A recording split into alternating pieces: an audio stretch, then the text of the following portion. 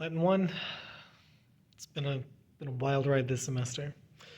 And you're probably tired of me posting videos at about this point. Of course, those of you watching in the future, ignore all this temporal related commentary. But good news, Latin 1 is, at this point, for those of you watching contemporarily, we've actually touched on pretty much everything there is to do. We've learned our tenses and our cases and our declensions and all kinds of things. There is, however, one thing that I haven't talked about yet, and that is reflexive pronouns. Now, I don't know why, but for some odd reason, our textbook sticks everything about pronouns at the end of the book. I personally would not make that choice. I don't know why they did. It is not as if any of the pronouns have not been used before this point in the book. They all have. And for that matter, a long time ago, I went ahead and made videos about all the pronouns. Real early on, we did personal pronouns, right? And not too long ago, we also went ahead and did demonstrative pronouns. But there is a type of pronoun that also shows up at the end of the book that I haven't gotten to yet, and I usually don't get to until the end, and that is the reflexive pronoun. It has shown up in the book already, but not very much, so I didn't worry about it just yet. That said, we do still need to know what it is, because it does show up sometimes and has shown up a little bit, and will show up again in the future. So you need to know how to deal with it when it happens, all right? The reflexive pronoun is called reflexive because it reflects.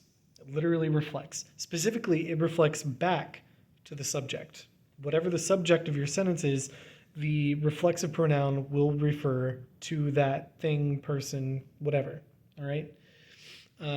If that doesn't make sense to you right away, don't be concerned. It's actually pretty simple in English. We're just talking about these words. Myself, yourself, himself, herself, itself. The plurals apply as well. Ourselves, yourselves, theirselves, themselves, right? All of those terms are reflexive. The self in there makes it point back to, if it's first person to I, if it's second person to you, if it's third person to somebody else, okay? So these are not complicated words, and you've used them in English plenty. And here's the great thing about it. If you're pretty familiar with your personal pronouns in Latin, learning the reflexive pronoun is not very challenging. I mean, for instance, here as a quick review is the first person pronoun in its personal form, right? Where it means I, of me, to or for me, me, I'm not going to get into how to translate the appellative. Depends on context, right? Same on the plural side, but we and us, right? All the normal case rules apply. Well, if you want to make it reflexive, it's actually literally just the same. But you'll notice I did leave out the nominative form because the reflexive pronoun is always referring back to whoever the subject is. It therefore cannot be nominative. It's always going to be some other case referring back to what the nominative was. So ego and nos will not be reflexive. They mean I and we. But if you're talking about something that I did to myself, well, then you would use the proper form of the reflexive pronoun to refer back to that I. Same if it were plural, referring, to whatever we did to ourselves, okay? And actually, it's the same in the second person, right? Tu, tui, tibi, etc. is the second person personal pronoun you, and if you just take away the nominative form, it can also mean yourself, right? The difference between te meaning you and te meaning yourself is just whether or not you were the subject. If you were the subject, then you're doing something to yourself. If somebody else was the subject, they're doing it to you, okay? So telling the difference between whether or not you translate, a word like te as you or yourself is essentially contextual. It just depends on the context of whether or not you're doing something to yourself or somebody else is doing something to you. And so in terms of forms, you don't really have to learn any new forms to understand the reflexive. You just have to be able to recognize who the subject is. Unless it's the third person. Because our third person personal pronoun in Latin are forms of ise, id. Not so with the reflexive. The reflexive is sui, sibi, se. All right? If you want to say himself, itself, or herself, you have to use these forms. Now, you'll notice this table is very scant. There's not much here. So you might think, well, okay, sui sibi say himself or herself or itself. Well, it's actually all of them. It could even be plural. It could be themselves.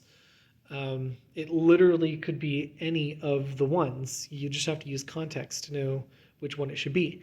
These ones can refer back to any subject that is not I or you. Let me show you some examples of reflexives in actual sentences so you can see what I'm talking about and you can figure out how to like tell the difference in context the way I'm describing that you would. So I've got nearly identical sentences written down here twice, right? That was mihi donum dedit and mihi donum dedi. Real similar, all the same words basically. In the first sentence, it says Dave gave me a gift. All right? Now I put the mihi in brown there to indicate that it is a personal pronoun. Dave gave me a gift, or Dave gave a gift to me. Okay? But in the second sentence, I put it in green there because it is being used reflexively. You see, Dave is not the subject of the bottom sentence. Our verb is first person. If it's first person, that means the subject is I. So this sentence says, I gave myself a gift. The mihi in Latin is spelled the same, whether it's, a personal pronoun or a reflexive one. But in English, you are going to translate it a little differently if I am the one who gave the gift to myself. This one, by context, is reflexive because it's referring back to I, who the subject was. Similar deal in this over here. Right in the top sentence, it says, did my cat bite you?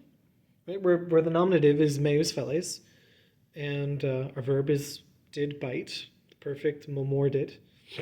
And then you were the direct object, personal pronoun, have it in brown. But then in the bottom sentence, it says, did you bite yourself?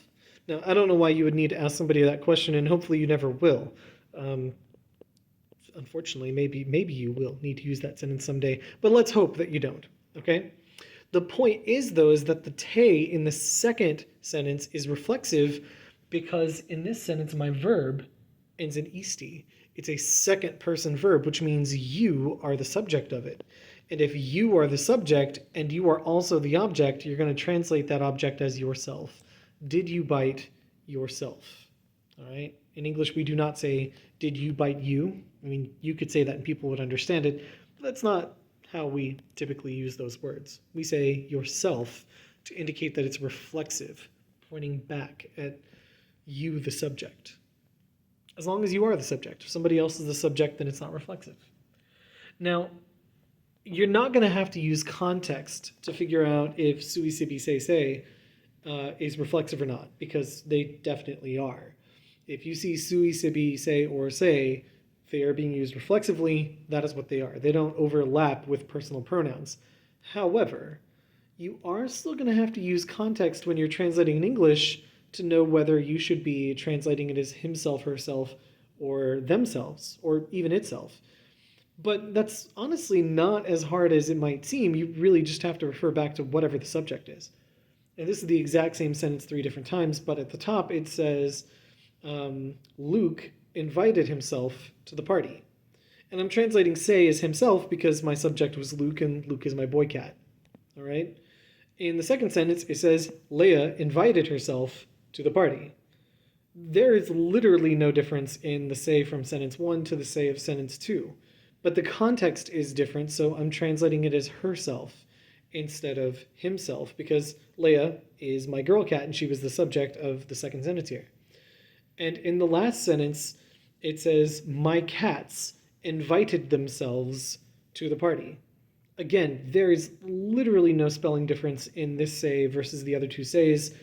There's nothing to indicate in and of itself that say is plural, except the context that I have a plural subject, mei feles. And that's enough. That's enough for me to know to translate it as themselves. But in the Latin, literally all three of these are the same. I just use the context of whoever the subject is to make it agree. All right? So that's all you got to do there. Now, I do want to show you one more example because there is a potential bit of confusion with a word like, say, himself or itself or whatever. And that's because in English, we use a word like himself in two different ways. One of them is the one we've been talking about, the reflexive, all right? Where you are talking about somebody doing something to themselves. However, in English, we also use words like that as an intensifier, which is a different word in Latin. Don't let the English confuse you here. Just because a word is being translated as themselves does not mean that it is necessarily reflexive. All right, like take these two sentences for example. All right, that top one says, Leah hid herself on the kitchen table. By the way, it didn't work very well. It was a clean table and she is not the same color as it. It was very obvious where she was hiding. Anyway, point being is Leah was hiding herself on the kitchen table. All right, the say here is reflexive because it is the direct object and it is a thing Leah did to herself. She hid herself. All right? In the second sentence, though, it says Leah herself ran out of the kitchen.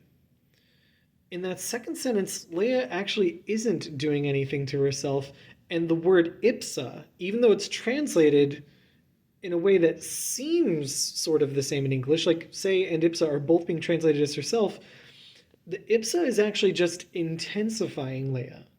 It's just adding emphasis to Leah. Leah herself ran out of the kitchen. All right, she didn't do anything to herself. She didn't benefit herself. She isn't being mindful of herself or anything like that. It's just emphasizing that she herself ran from the kitchen.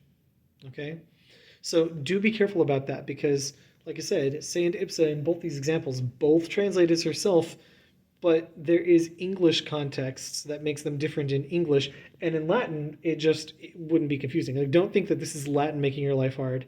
This is English using the same word two different ways, whereas in the Latin it's actually two different words. Ipsa, ipsa, and ipsum are the intensifiers, whereas sui, sibi, se is the reflexive. All right. So that's our last pronoun for Latin 1. That's our last grammatical topic for Latin 1. Will I be making more videos? Well, yeah, because Latin 2 is coming. And the pandemic is not at an end. Will I be making other videos about things that aren't grammar? I don't know, maybe. We'll see. We've still got a whole month of the semester left and plenty of practice and things to talk about and stuff to do. So do watch the channel for more updates. But for the time being, we're actually basically wrapping up all our grammar. That said, as always, do not be afraid to ask questions and don't be afraid to rewatch these as many times as you need to for more examples. Okay, I will see you guys in class. Bye-bye.